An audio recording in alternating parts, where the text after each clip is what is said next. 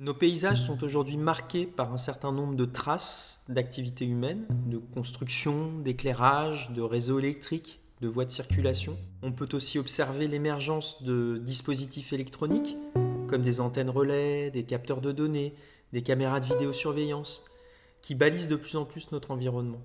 J'ai souhaité en quelque sorte souligner à l'échelle d'un panorama ce phénomène d'expansion territoriale et d'interconnexion. Stellar Song a été choisie par la ville de Thiers pour être mise en œuvre par le Centre d'art contemporain Le Creux de l'Enfer. Elle est activée pendant 2 ans. Tous les appareils ont été fabriqués par les élèves du lycée Jean Zay à partir d'un protocole élaboré dans le cadre d'une commande du Centre national des arts plastiques. L'implantation a été rendue possible grâce à un appel à participation destiné aux habitants des quartiers de la Vidalie, de Pomba et de Dégoula. Les 20 boîtiers fonctionnent de façon autonome grâce à l'énergie solaire. Ils ont été installés dans les jardins, sur des poteaux, sur les toitures ou des façades de maisons, et ils s'activent depuis le lever du jour jusqu'à la tombée de la nuit.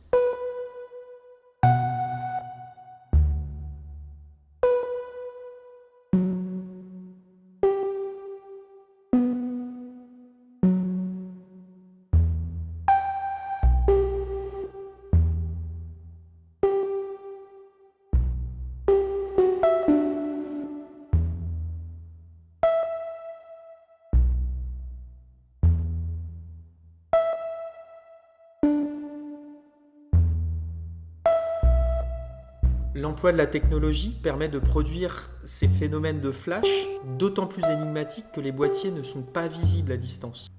Au lieu d'observer les étoiles comme on peut le faire avec un télescope par exemple, on projette ici de la lumière à travers 2 lentilles afin de générer l'effet d'une sorte d'étoile. Donc la lumière qui est générée est elle-même alimentée par l'énergie d'une étoile, le soleil. L'installation se déploie sur la colline qui est visible depuis la place Antonin-Chastel. La perception de ces flashs en plein jour est très subtile.